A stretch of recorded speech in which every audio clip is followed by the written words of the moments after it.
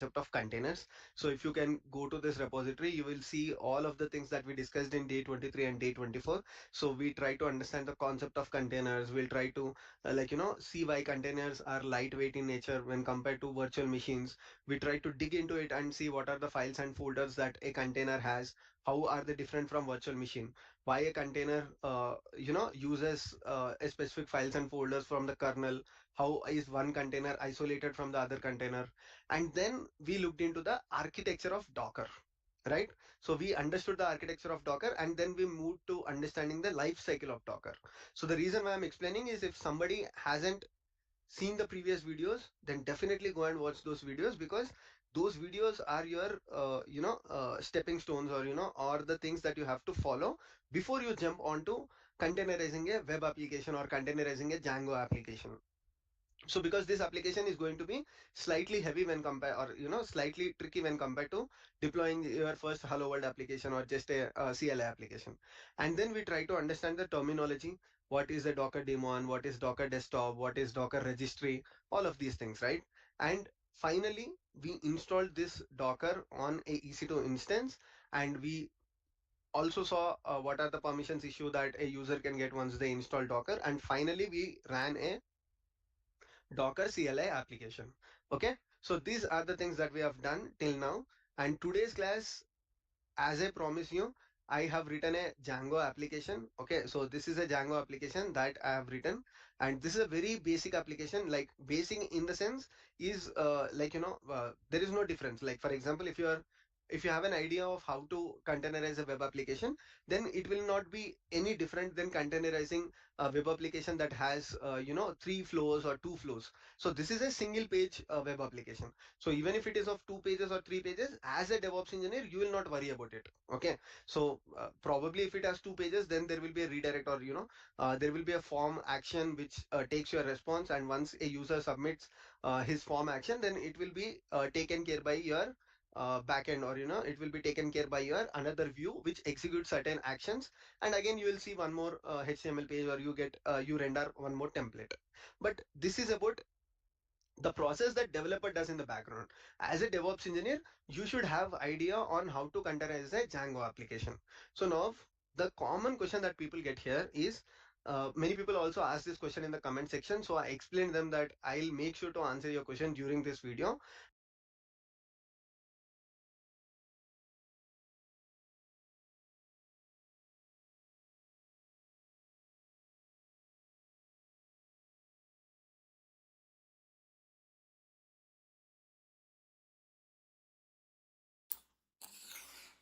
So guys, good morning, good evening, good afternoon. So again, today we are going to continue this the Docker, the containerization, but I plan to do the just today's session again today, because since there's a need to provide understanding purpose. So yeah, so today also I'm going to the same content, the Django application deployment in the Docker containerization. And yeah, so again, so if you have any question, please put in the chat, and I will reply in the chat break time. Okay, so yeah, let's start. It's 4:30. Thank you.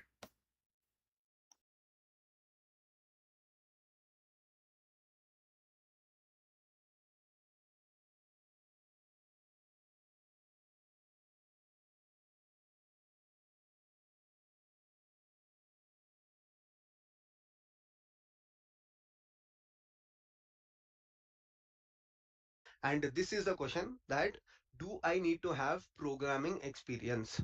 So to answer this question, you should definitely have idea of programming. Not programming, you should have idea of how application functions.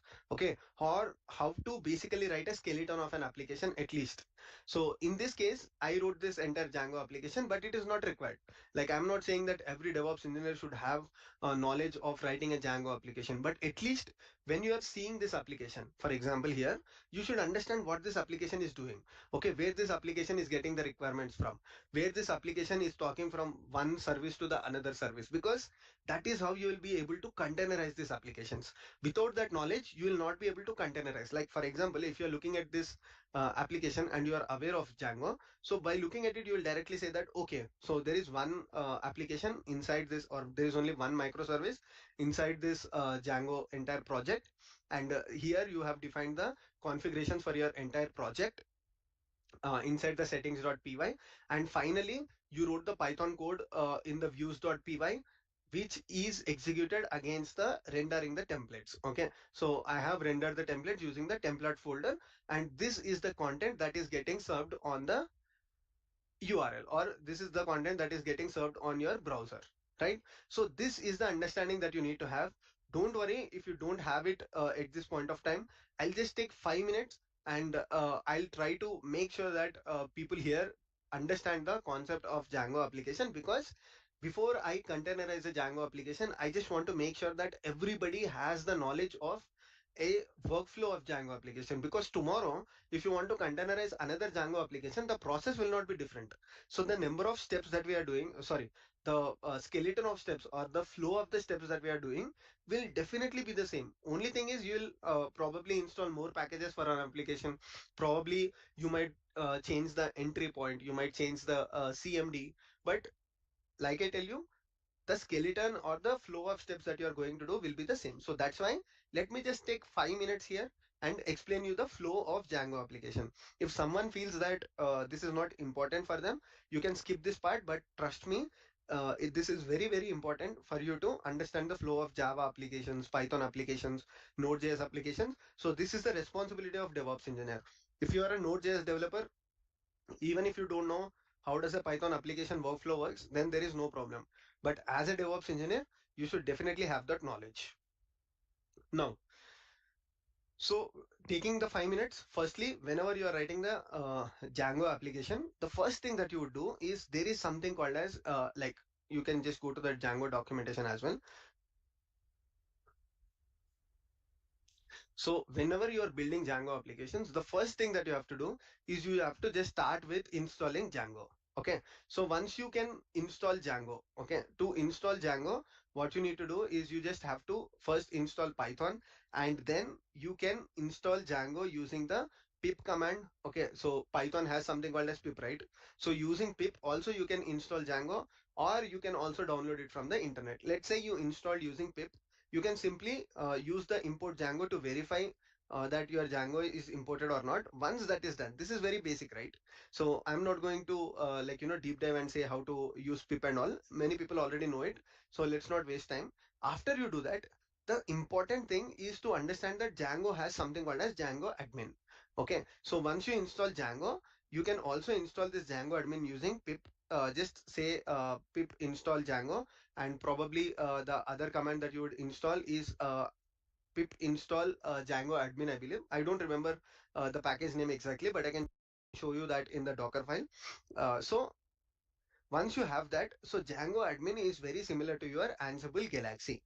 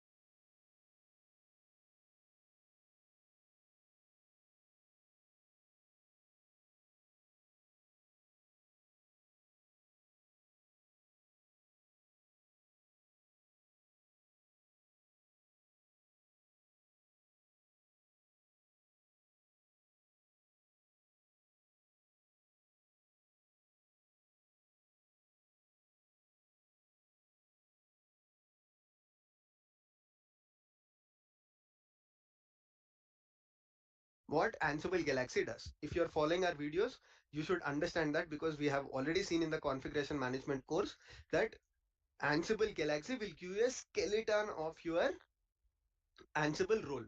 Similarly, whenever you are trying to build a project, or whenever you are trying to write a microservice with Django, so Django admin can be used to create the skeleton. So here Django admin start project, and this is the name of the project. But in my case, what I have done is the name of the project that I choose is DevOps. So I use the same command and said is the name of start project, and this is the name of the project. But in my case, what I have done is the name of the project that I choose is DevOps.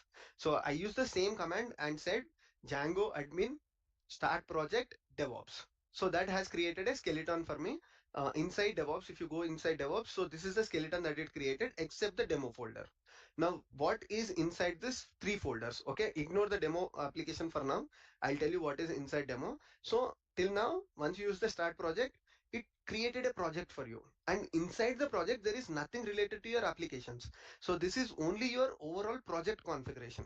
Okay, so for example, if you go inside this DevOps, okay, see, these are all your project configuration. So the settings.py has the entire information of, what are the IPs that you can whitelist, what is the database that you're going to connect, if you have any secret keys, if you have any secure information, okay, and probably if you want to use any Django middlewares, or if you want to support any templates, any web server gateway interface, all of these things is present as part of your settings.py. So you can understand settings.py as a settings Python file. Okay,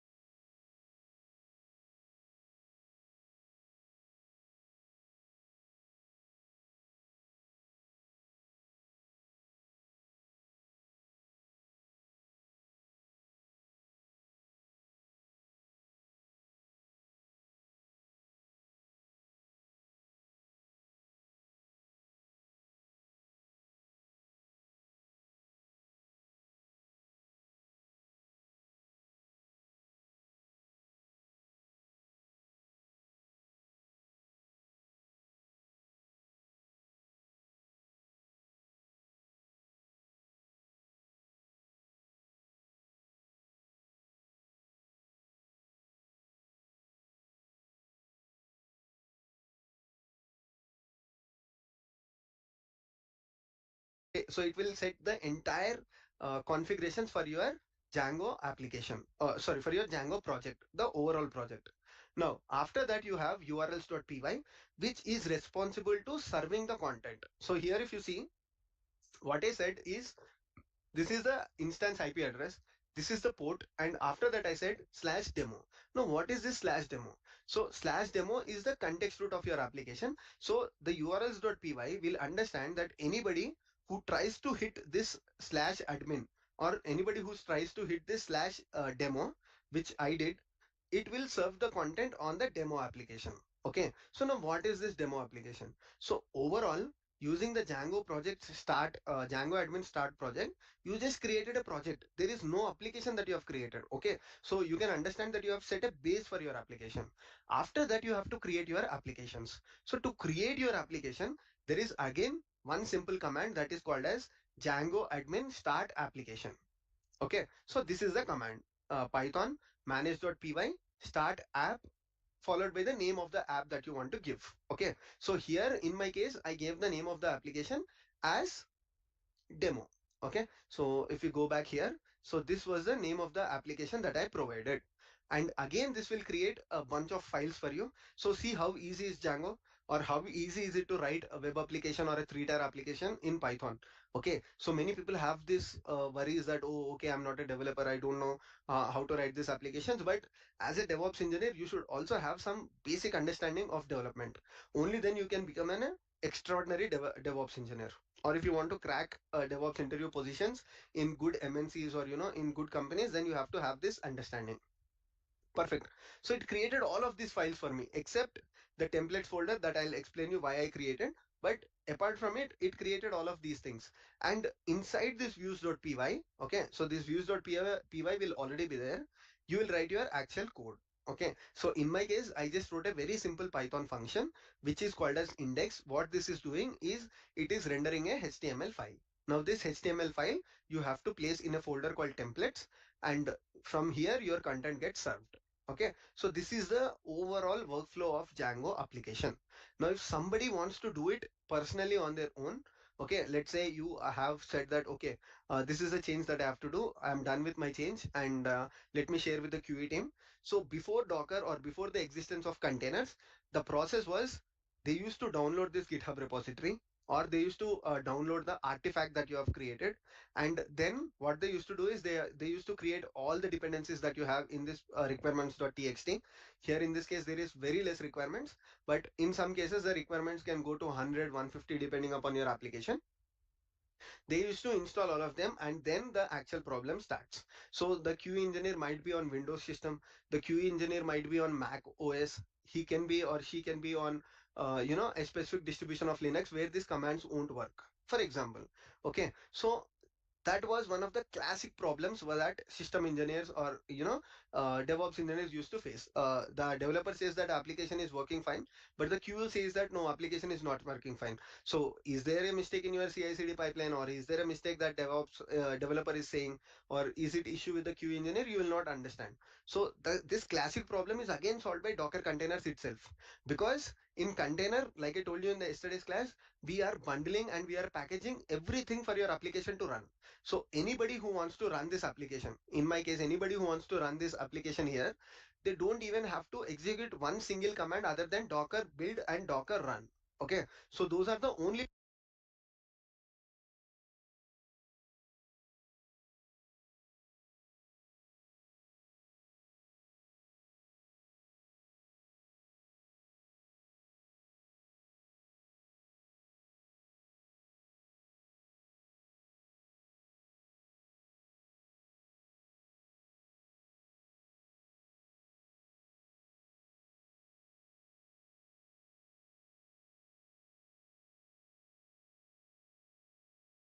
two commands that they have to build. So for that, they just need to have Docker installed on their machine. If they have Docker installed, it is irrelevant to you whether they are using Windows machine, whether they are using Linux, Mac OS, because like I told you in the yesterday's class, again, if we go here, what does a Docker do? So Docker basically runs on a virtual machine or on a bare metal. That means to say on a physical server, and it consumes the resources from the host operating system other than the minimalistic dependencies that it has inside the container. Okay, so it can be Windows or it can be anything, because it has the system dependencies in itself which are required to run your application. So let's say your application requires Python. Let's say your application requires a specific pip module. So everything will be part of your container itself, along with the source code or the binary of your container. Sorry, of your application. Only if it requires some information, like it has to consume something from the kernel, if it has to do some system calls. So only that things it will do from the host operating system. Regarding remaining every other thing, it will do from the container itself. So that is one classic problem that the containers is solving. Now let's go and see the roles and responsibility of DevOps engineer here. Okay, so DevOps engineer will get a task called, okay, Abhishek, this is my Django application. Now I want to containerize this Django application. Okay, so you'll get it either as a Jira ticket, or you'll get it as some kind of request to you. Now your responsibility will be to analyze this application. So if you are not good with programming,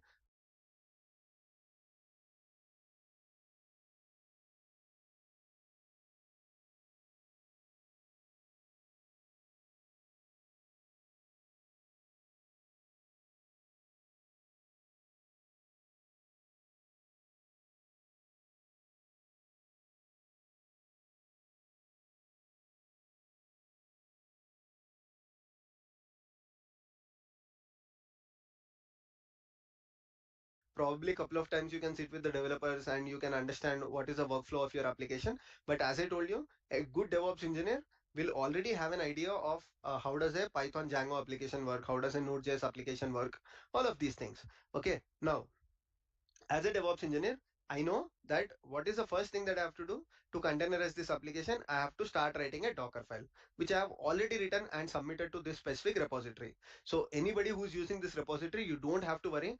Just go to this folder called Python web app, and you can simply execute this Docker build, clone this repository, execute Docker build and Docker run, and you will see this application running on your personal machine. It can be easy to instance or anything.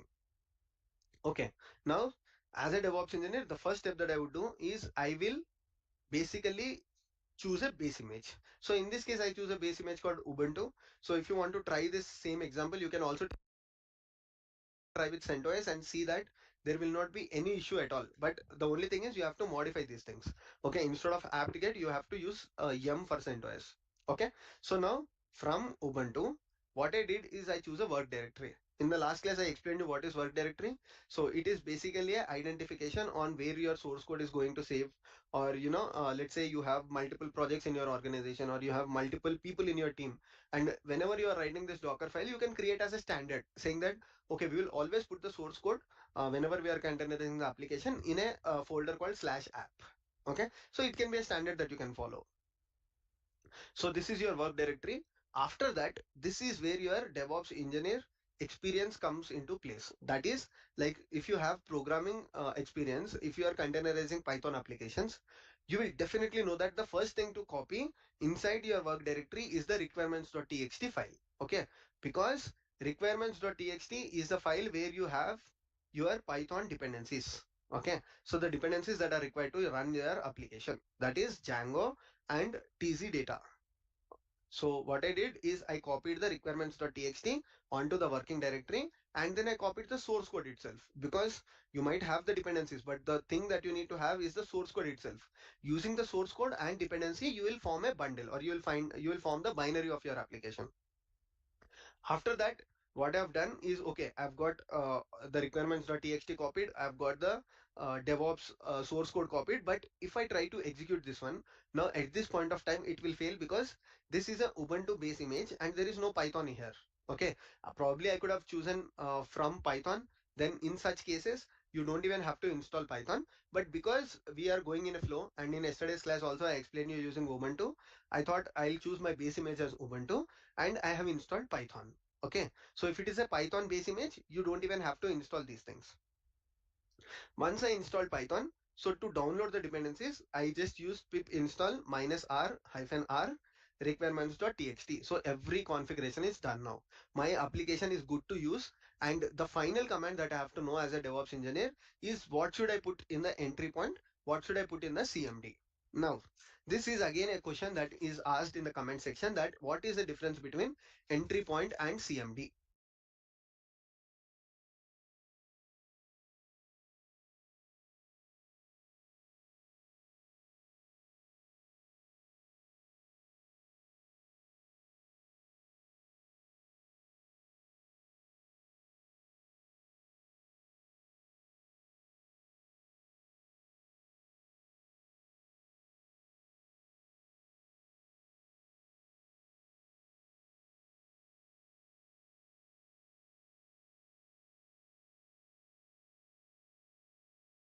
Okay, so I thought I'll cover it in a video, and this is the best time to cover, because in this example, for the same reason, I choose both entry point and CMD.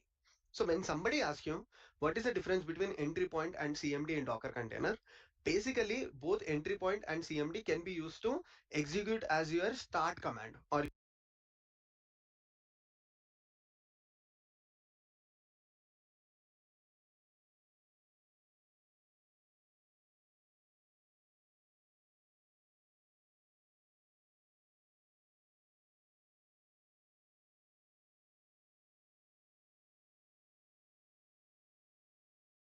they can, whenever somebody runs Docker command, Docker run. So both entry point and CMD can serve as your starting command, but the only difference is entry point is something that you cannot change. Okay,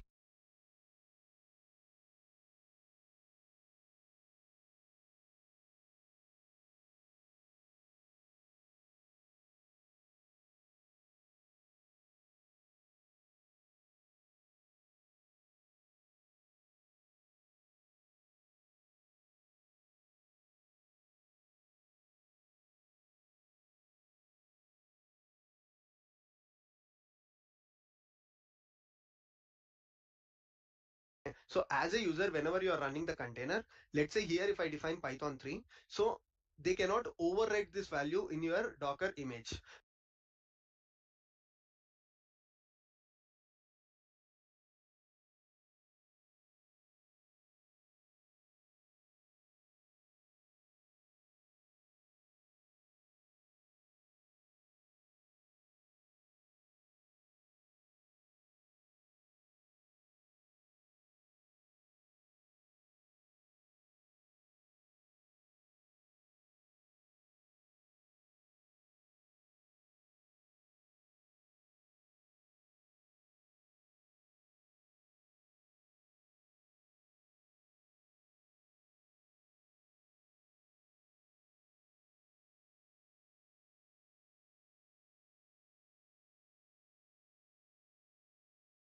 Whereas CMD is something that is configurable. For example, here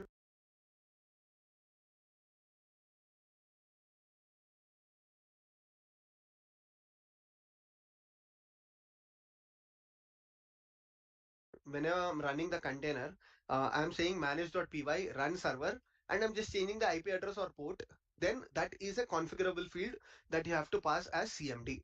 Okay, so like I told you, I can also pass Python 3 in this space, same thing only. So I can simply ignore entry point. I'll show you directly. Okay, so here I can also write it in this way.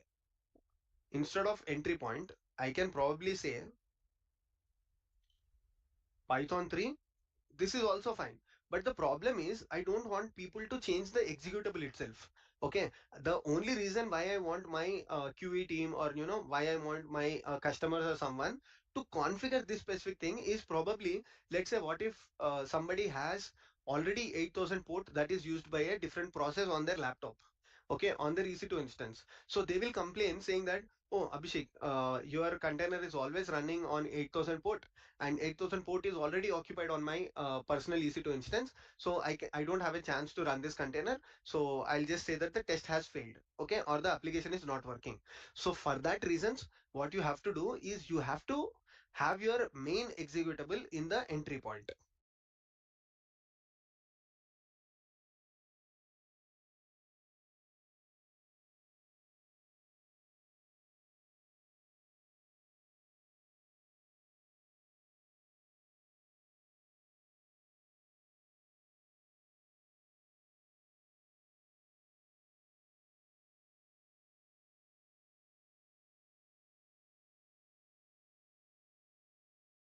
Okay, so that's the reason. So I don't want them to change Python 3 to Node.js, because this is not a Node.js application. So that's why entry point will have non-overridable values. If it is a HTTP server, for example, you are providing here, so HTTP server, WebLogic or WebSphere or anything, so that will remain the same. The parameters that you are passing to your web server, or the parameters that you are passing for your executable. So here Python 3 will remain the same, and if they want to change anything here, instead of run server, probably they want to integrate with web server gateway interface, they want to pass more values, I'm okay with it. So I can put that in a configurable field, that is CMD. Let's say your application, you don't want users to change any of things here. Okay, so in such cases what you will do is you will pass all of them as part of your entry point. Okay, so if I'm passing everything in entry point, that means if the port 8000 is occupied on their EC2 instance, there is no way your application is going to run unless, like I mean to say, you can pass hyphen f an entry point and all of those things. But on a basic ground, this is the difference between entry point and CMD.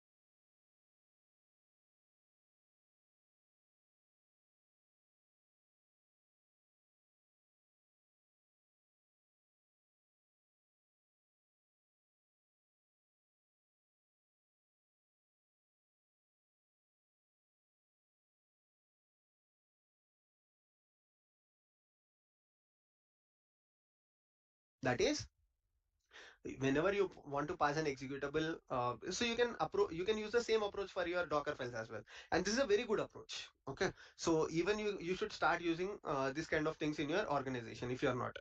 Okay, so this is how you manage entry point and CMD. So I hope the person who has asked this question is very clear about the concept entry point and CMD.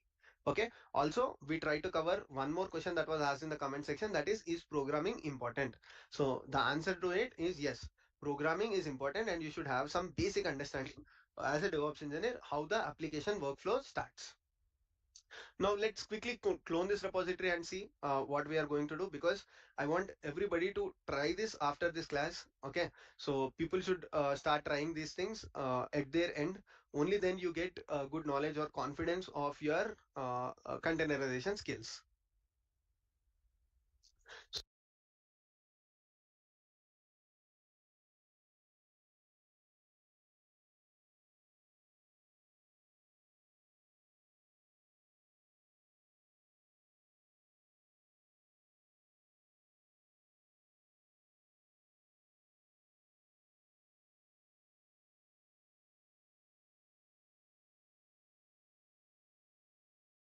So now what I've done is I've cleaned the container. I've just stopped the container. So even if you go to the browser here, so this is the browser. And if you try to refresh this page, you will see that the application is gone because I have cleaned the container. Now I'll start with the basic. So this is a basic EC2 instance that I have, and what I've done is I just clone this repository. I don't want it to waste the time, so git clone is already done. If you want to clone this repository, you already know where this repository is. You can also find the repository link in the description. So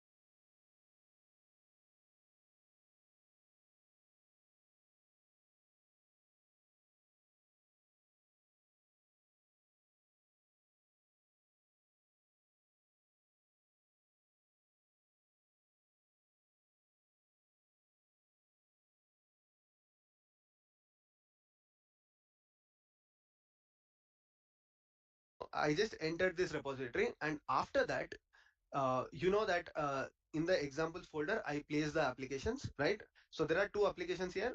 One application is first Docker file, which you have already seen in the previous class. It's just a CLI application which says hello world and when executed. But this is the application that we wanted to containerize and we want to execute. So let's go inside this. Okay, so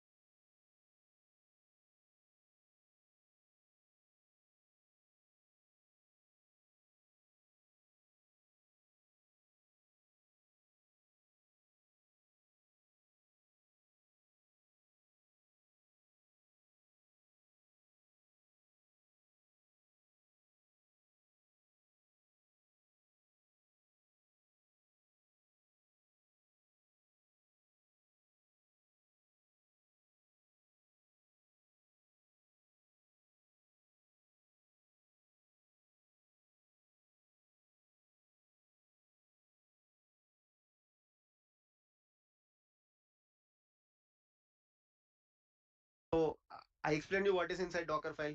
I explained you what is inside source code. Explained you what is inside requirements.txt. Now, why do you have to delay? Just say Docker build dot.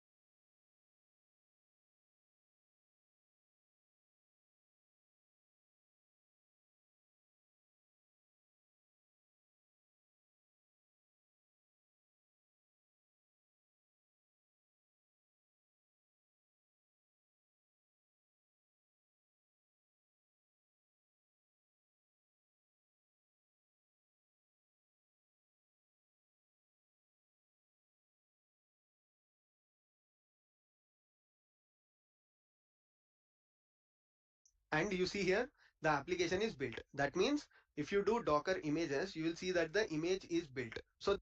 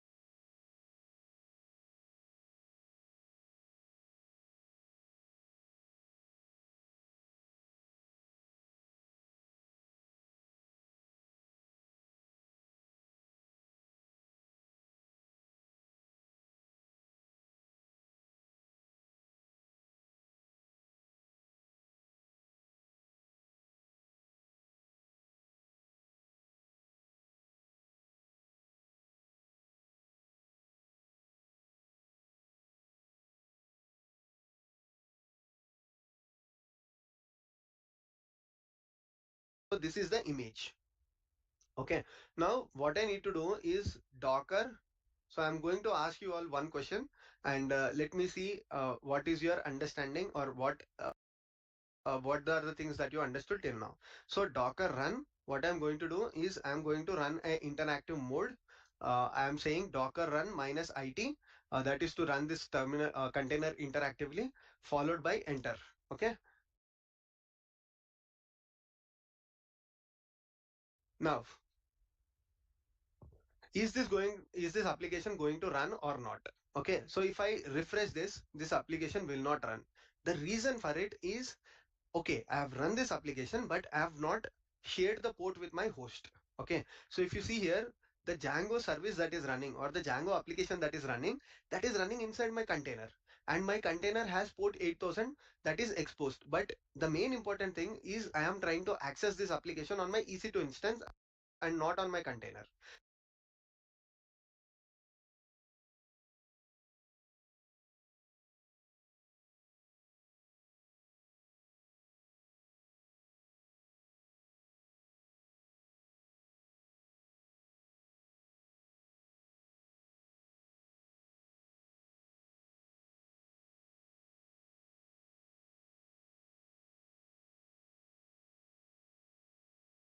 is the main difference between containers and MLOps.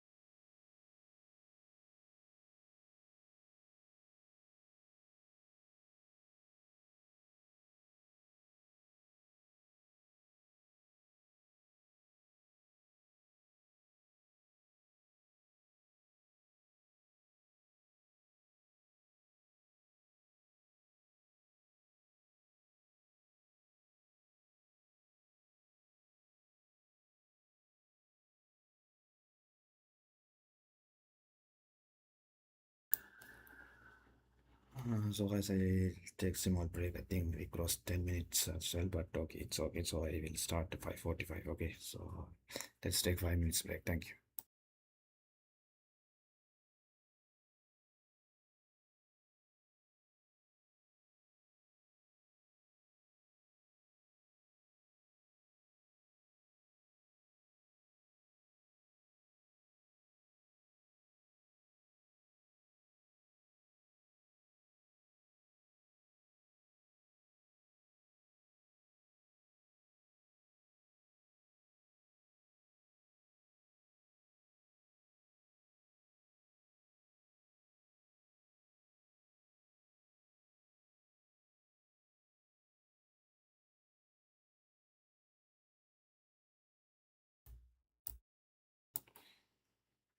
Yes, actually, I have a look the chat in the 10 minutes break, and yeah, now it's crossed 5:40 am. And yeah, if you have any question, please put in the chat. I will reply and thank you for the question. And yeah, it's look at backend. I'm not much experience about backend. Yeah, because I learned something, but I don't have a much experience in the backend. Thank you for the question. Okay. Yeah, I have a look at the chat in the break, the 10 minutes break, and today 5:40. Thank you for the question, and we will start 5:42. Sorry, 5:45.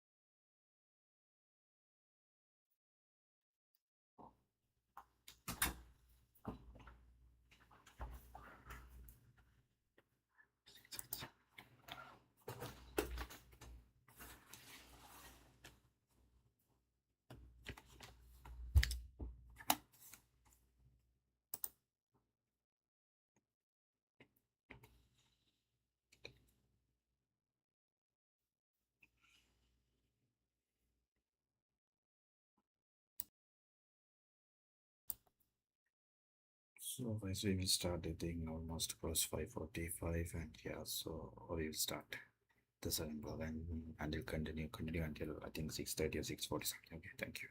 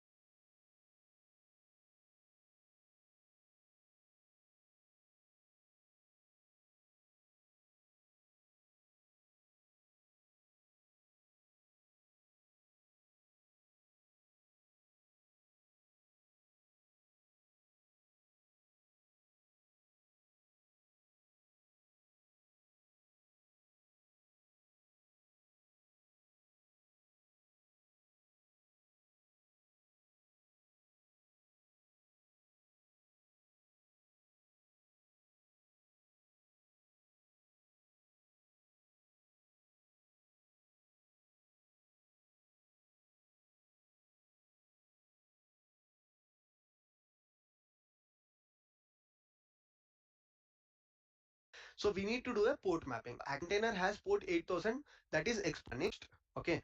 Okay. If I refresh this application will not run. The reason for it is, okay, I have run this application, but I have not shared the port with my host. Okay. So if you see here, the Django application will not run. The reason for it is, okay, I have run this application, but I have not shared the port with my host. Okay. So if you see here, the Django service that is running or the Django application that is running inside my container. And my container has port 8000 that is exposed. But the main important thing is I am trying to access this application on my EC2 instance and not on my container. So we need to do a port mapping. So there is a slight change that we do to this command, that is docker run -p. Let us map the port 8000 on the container to host. Okay, I'm using the same port for mapping. Now, once you run it, you will see that your application will run on your favorite browser. Okay, so this is the Django application that we have containerized and we have executed. Is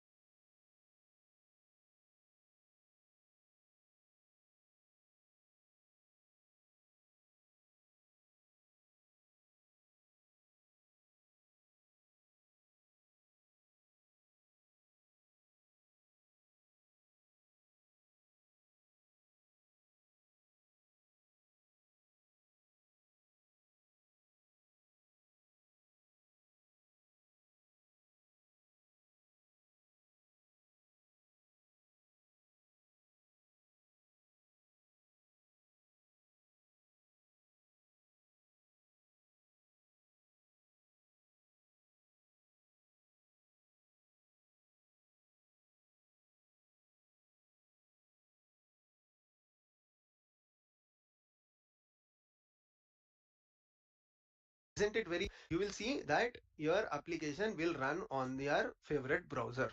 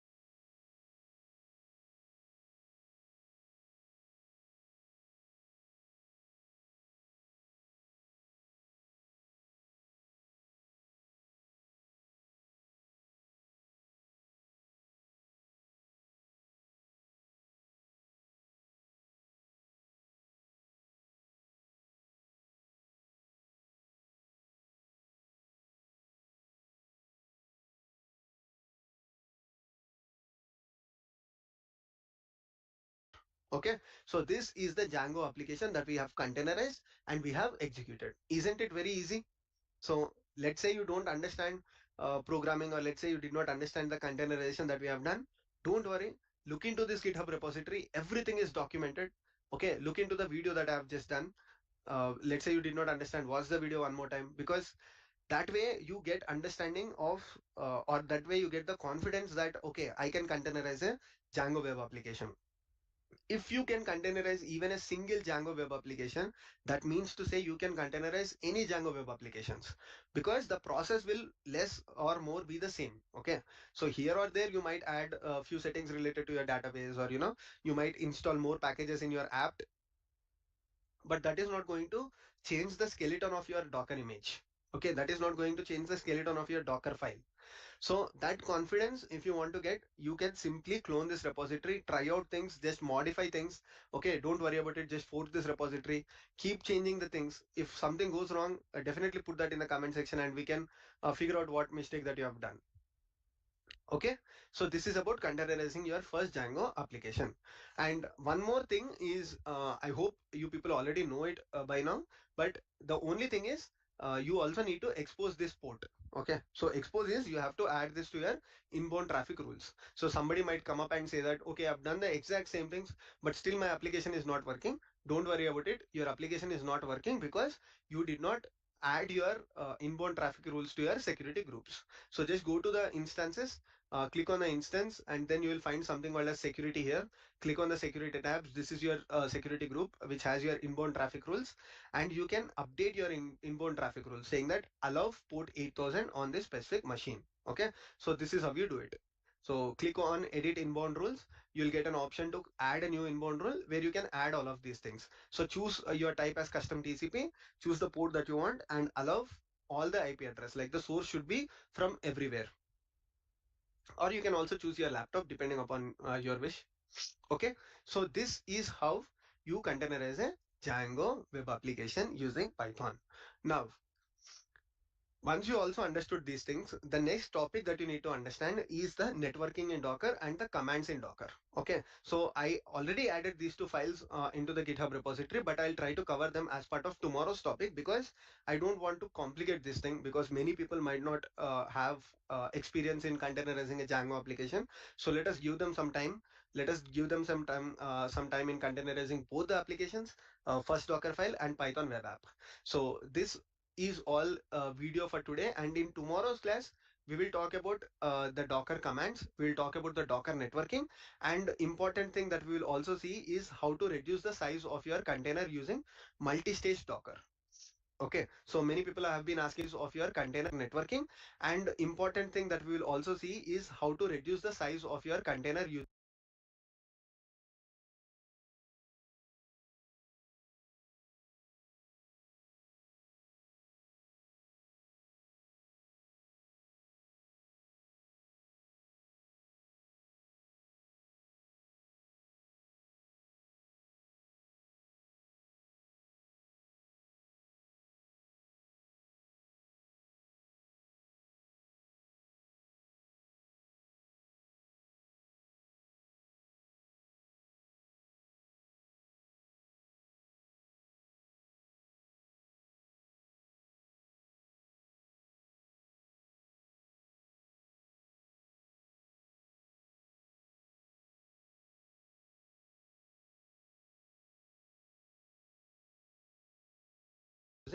multi-stage Docker.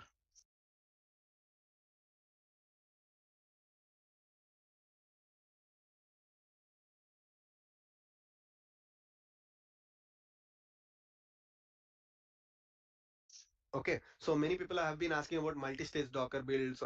Please explain how to do it. So I'll also cover that in tomorrow's video. Okay, so I have one question before I close the video, and let me see how many people can answer this question. So this is just a question out of the syllabus. Okay, so today we are talking about Python Django, but I just thought I'll ask this question and let's see how many people can answer this question in the comments box. How many EC2 instance can you run on a free AWS account?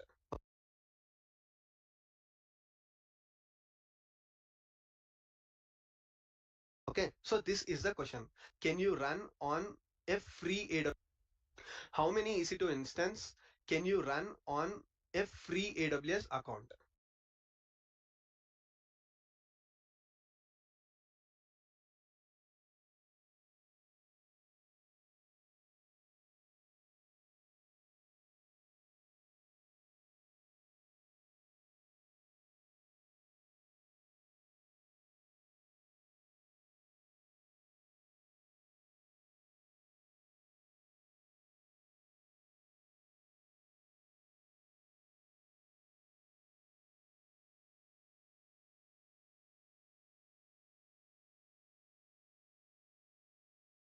Okay, so this is the question.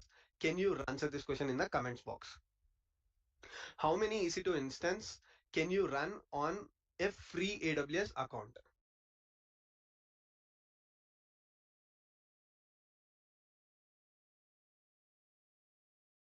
Okay, so this is the question. How many EC2 instances can you run on a free AWS account? Can you run one? Can you run two? If you can run two, tell me how you can run. If you can run five, how is it possible? If it is 100, also tell me how is it possible. So this is going to be an important exercise. Like if you want to comment and comment the answer, just do it in the comment section.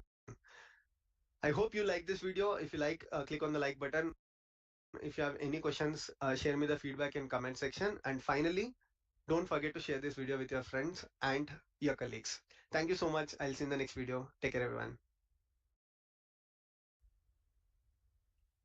Hello everyone, my name is Abhishek and welcome back to my channel. So today we are at day 26 of our complete DevOps course, and this video is going to be a both practical as well as a theory class, and this is very important because I am going to explain you some production issues with Docker, or whenever interviewer asks you what are some of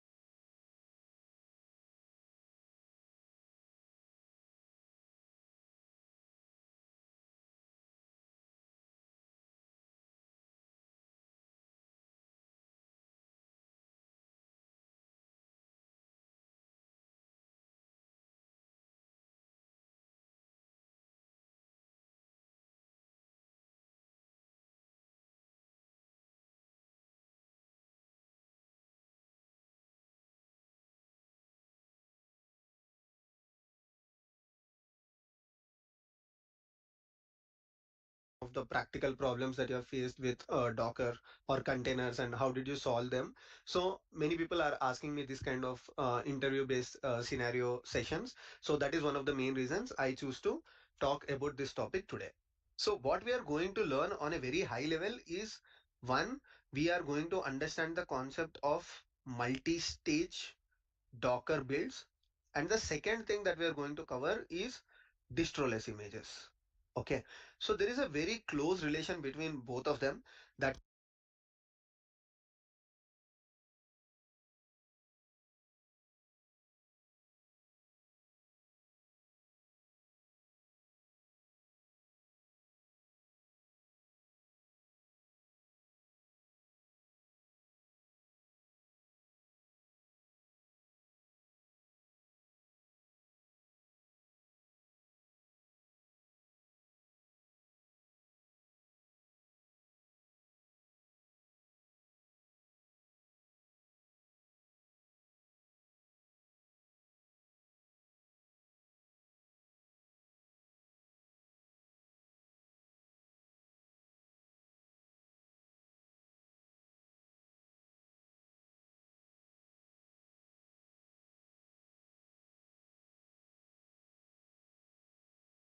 means Docker builds. And the second thing that we are going to cover is distroless images. Okay, so there is a very close relation between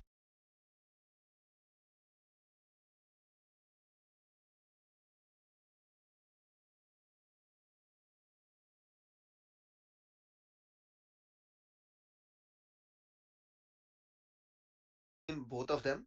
That means by using distroless images, you can improve the efficiency or you can get maximum benefit of multi-stage Docker builds. Now, by using distroless images, you can improve the efficiency or you can get maximum benefit of multi-stage Docker builds.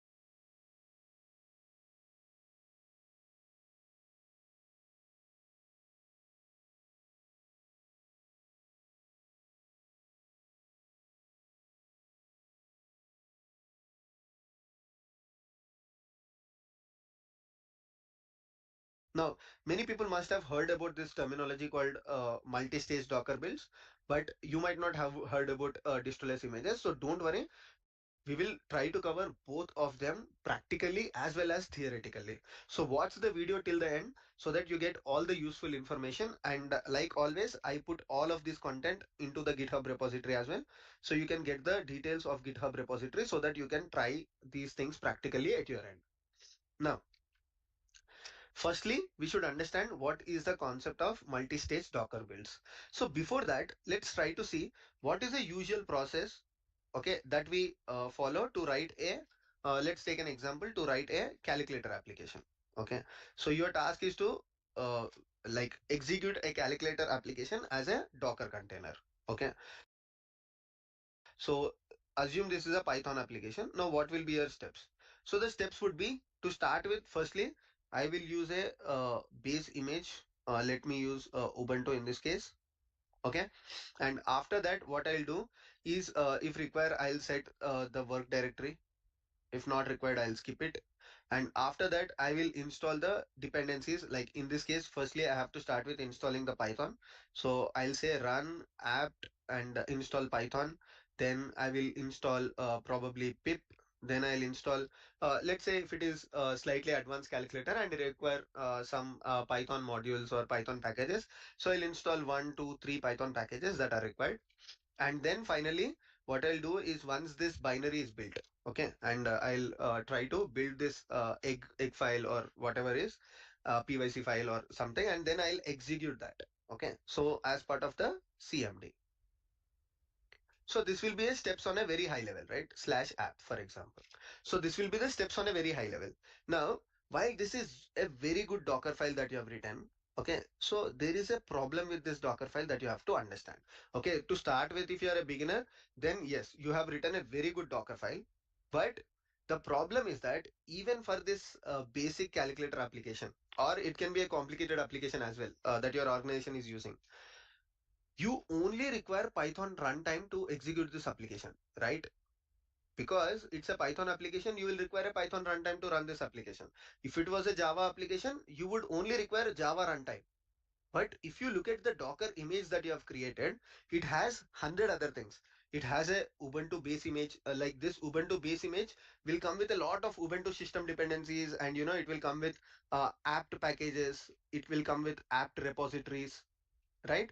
So it has a lot of overload on your simple Docker image that you want as output. End of the day, you just want to run this calculator application, and that calculator application only requires Python runtime, not even the applications that you have installed as part of these stages.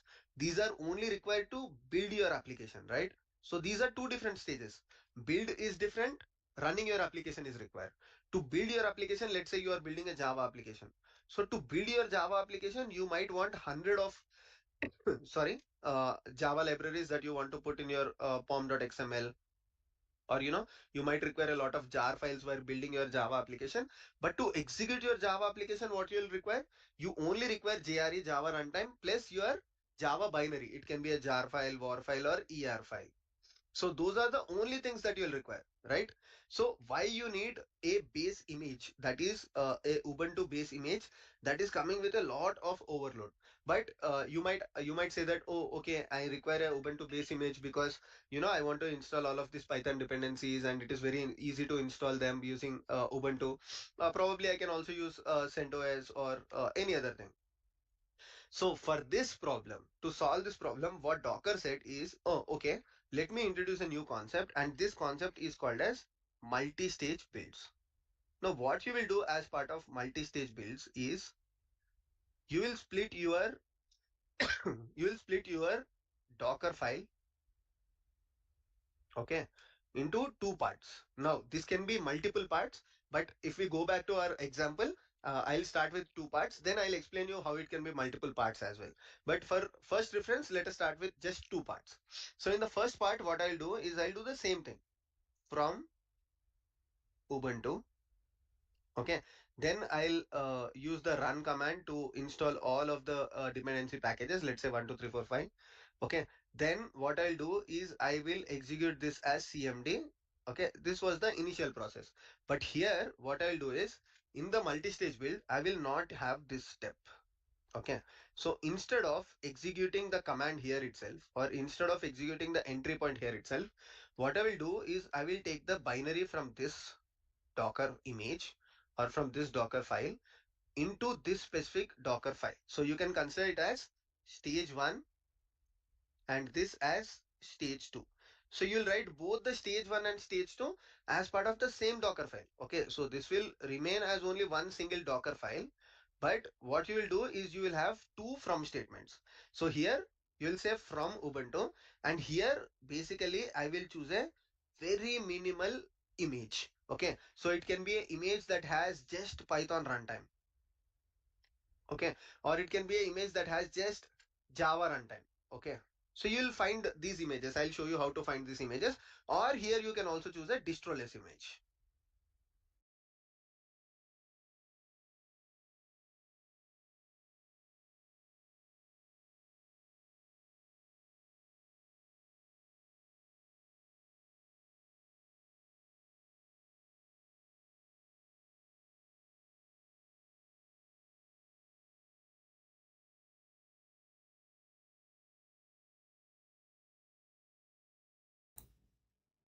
So guys, I will stop from here and that learn multi-stage build from tomorrow. Tomorrow Saturday, so we will learn multi-stage build tomorrow, and maybe Sunday we have a revision, the Docker revision. Okay, so we will revising the Docker commands Sunday, but tomorrow Saturday we will learn this multi-stage build. Okay, so the Docker, actually we are going to divide the file, like the Docker file as a two or more than two. Okay, that's the basic idea. And yeah, so yeah, thank you so much those who have joined this early morning, and yeah, we will continue tomorrow morning. Thank you.